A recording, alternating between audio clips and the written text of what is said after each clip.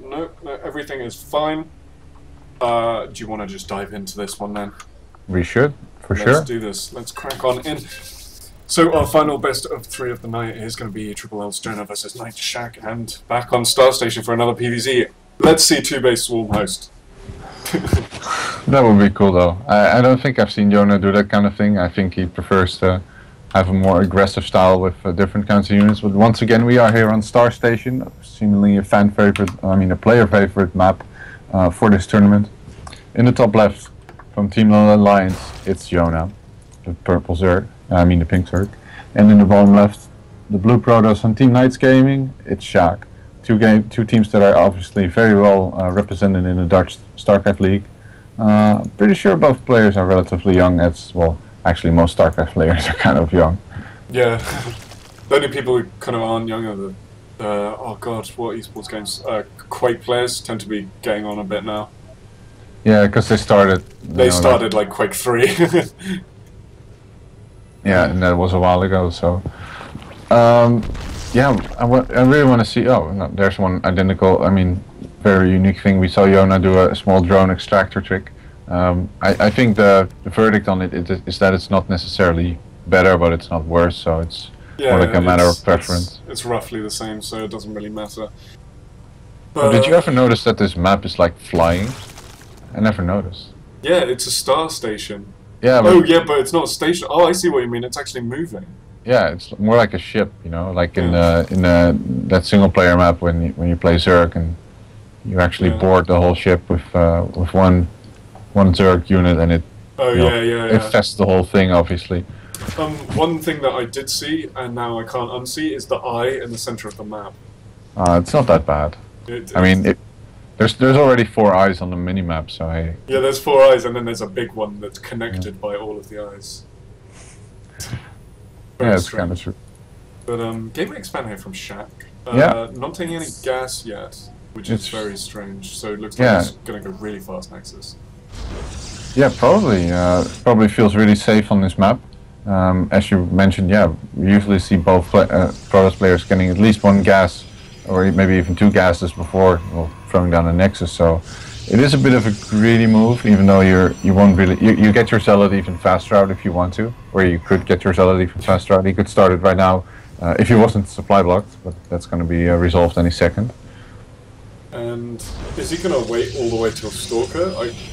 This is really greedy, really greedy.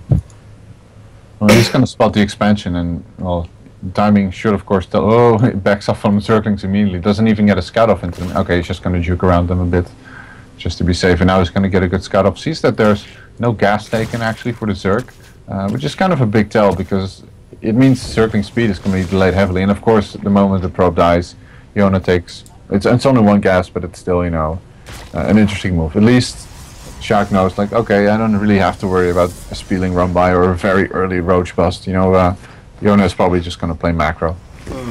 Because he saw no gas, he only has to worry about slowlings, so opting to get 2 Zealots out just to hold the base, and Forge going down to the front.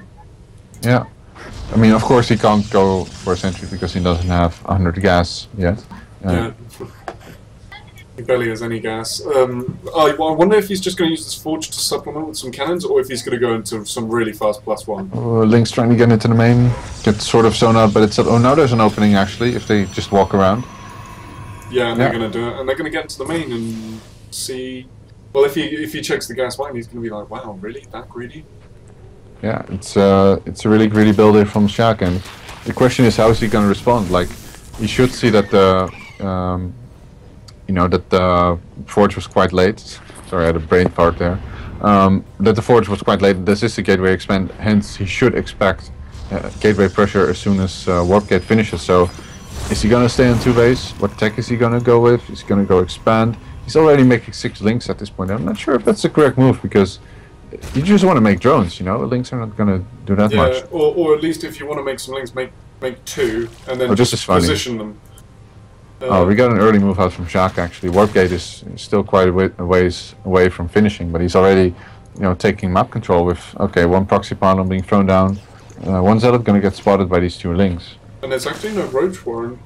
Yeah, So this is very greedy from the Zuckler, and this surprise kind of like push could actually do quite a lot of damage. It is just 3-gate pressure, getting that +1 attack, of course, but with the pylon walling, making the full wall off of the natural, it does look like he wants to commit to this. Yeah, and what's cool about this build by Sjaak is that it's a very specific zealot-heavy timing from the looks of it. He may just be pressuring just for shows, but he's throwing down a second proxy pylon, so it's not going to be. Good for Jona is that he's thrown down a spine crawler, his Evo chamber, but no Roach Warren. So zealots are going to be really good. Yeah, he's really trying to rely on just the spine crawler, and if you're going to do that, it would be probably better to get at least one more, but here we go, going to see all the zealots here, looking for the backstab instead. Going to try and catch these zealots out, and he does get a good surround there. Yeah, and he's also going to focus down the pylon just as soon as possible. Sjaak, unfortunately, not doing too good of a job there, keeping his forces together. But still, as soon as +1 finishes, which it will before the Zerg +1/+1, these zealots are going to be really, really scary. They are, and we're seeing a Stargate follow-up. So 3-gate Stargate from Sjaak, and that 3 zealot snipe was really crucial, because if he hadn't got that, it would be 11 zealots right now, and that's a lot. This pylon is actually going to go down before the sentry finishes, so he'll be able to run into the main. Oh, he gets supply blocks. He can't even warp in back home now. Oh my god, go time here for Sjaak. He has to go and try to kill this army off as fast as possible. Has to be careful not to lose the mothership core though, it's so important. Yeah, and the Queens are targeting that. Good transfuses on the Spine Crawler. Lings are just melting here. Spine Crawler goes down, and it's so hard to call who's going to do this. Lings have been cleaned up by the probes. Oh, well, maybe Jona should have pulled... Oh, he's actually making 22 Lings, so I think he will be... You know, he's going to be able to deal this quite well. Now forcing the fight with the drones, getting decent surround here on these Lings, but these +1 zealots, the damage output is just insane. But still, I think the economic damage that Jona has done is... Oh, what? Sjaak is actually ahead in probes. Yeah, he is. Like, those Lings were actually killed quite quickly by the amount of probes that he had. And the Spine Crawler goes down. He's done so much damage here with that, forcing that drone pull off, and he needs to keep that mothership core alive. It has done so much damage. Interestingly enough, Sjaak is only on 3 gateways. He's not on 4 or even more, which you would ideally want to when you're going for this heavy, you know, zealot aggression. So his amount of reinforcements is kind of limited. And he has to make the most of what he has. He still supply box, so he can't warp in yet again. But yeah, now fighting just drones and queens and Lings with +1 zealots, really good. Even though the Lings now have +1/+1 upgrades. Yeah, and I mean it's just such a powerful force. These zealots are going to get caught a little bit out, but there's just not enough here to kill these things. And the queens have taken so much damage. He killed so many queens, and I mean you just look at workers killed. It's 16 to 11, but. Yeah. The amount of Lings that he killed, it's 25 drones to 48 probes, and I thought that base. I felt that run by with the Lings was absolutely huge, but it really didn't do the damage we expected. And now Sjaak is just so incredibly far ahead. Once again, gonna head into the main with a bunch of +1 zealots, and Jona is gonna have to do his best to defend this. And he does get a good surround, pretty decent with good queen assist, but these zealots are just so cost effective. Yeah, and the sheer amount of units he's forcing out of this, and the fact he keeps sniping queens and getting their health low, means that the Void Ray follow-up is just going to be absolutely devastating. Yeah, he's already got one out on the field and it's already revealed, so Jona is going to have to up the queen count as far as he can, but you know, he's literally got half the workers of his opponent. How is he going to hold this? I have no idea. We're seeing a switch up in tech from the Protoss player Sjaak. He is throwing down that Robotech to really just kind of power on through. It seems the Void Rays are just kind of a transition to try and get him to overcommit his already depleted resources. Zealot's now fighting the Lings, and again it's just a one-sided massacre. And we'll see if he's able to snipe another queen. No, sadly not. But well, the queens do add a fair amount of DPS. Let's be honest, but it's really the goal of Sjaak to keep the link count low, forcing Jona to make more so he cannot drone instead. Which is, as you can see, quite an effective strategy. Actually losing the, both of the Void Rays, which gives Sjaak, I mean, well, he's still a fair ahead, but Jona now finally has a bit of breathing room. Yeah, the first time in this game that he has had that breathing room, and these Lings are looking to counterattack. He's going to see that third and be pretty angry. And what can he do here? The Lings are just going to run in. Yeah, run by is one thing you can do as a Zerg, and it's usually a very effective strategy, but trading here with these zealots, really something you don't want to do. Upgrades on these zealots are now +1/+1 both, so they are identical to the links. And yeah, they might snipe a couple of probes, but it's not going to be the amount of damage that he wants to inflict. I'm really surprised that he didn't just run straight up into the main once he got in and just go for probes. Alright. Yeah, I mean, we got more link streaming in from the Zerg, but it's just not, you know, what he needs. He needs to start droning up once again in order to get somewhere. You know, he's got a lot of minerals, which he can turn into more drones and maybe transition into Roach Hydra. He has got a nice green count, but it's, you know, it's just so hard against 3-base Protoss. It's 2-base Zerg. Let's be realistic here. It really is, and we're seeing the Protoss player throwing down his Robo Bay, getting the Dark Shrine. Not sure that that's the best decision, since because of the Void Race he did force Spores, but I mean he's so far ahead that like a few DTs harassing and gaining map control is going to make a huge difference. Yeah, keep in mind, okay, he does have a lair, so he can make Overseers, and I kind of like this Queen push across the map. It's kind of a last bit hope, you know, to be able to fight these Void Rays, and he does manage to pick a decent fight here. Void Rays now focusing down the Queen, but they're getting transfuses, more warpins with Zealots here, and he's just slicing up most of these links, but there's still a lot of links, and I think Jona is actually putting up a very valiant effort here.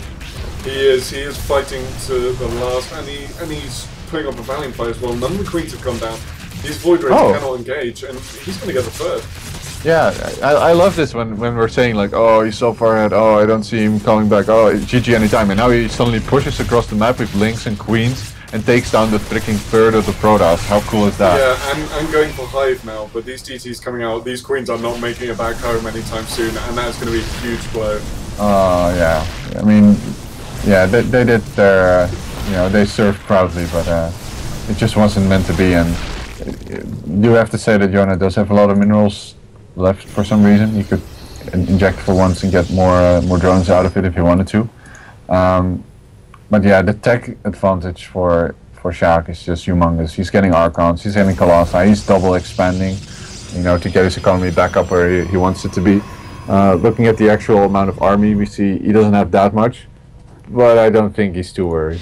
No, he has the entire infrastructure he needs to build a giant Protoss army of death. And the Zerg is struggling here. His third has only just gone up.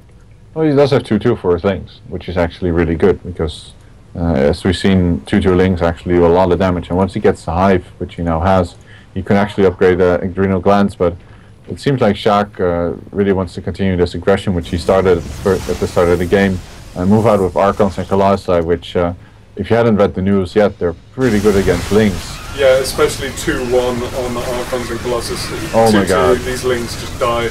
And I don't think he lost anything there against that entire Ling army, and these queens are the Zerg Manatee. Oh dear. The Zerg Manatee, it's horrible. Queens fleeing for their lives, Force Field goes down, blocking them in, and this is the last fight we're going to see here from Jona. I have to applaud Jona with his effort in this game. Unfortunately, when you scout a gateway expand, going into heavy link style is just not efficient enough, and GG well played. Sjaak here takes the first game in his best of 3.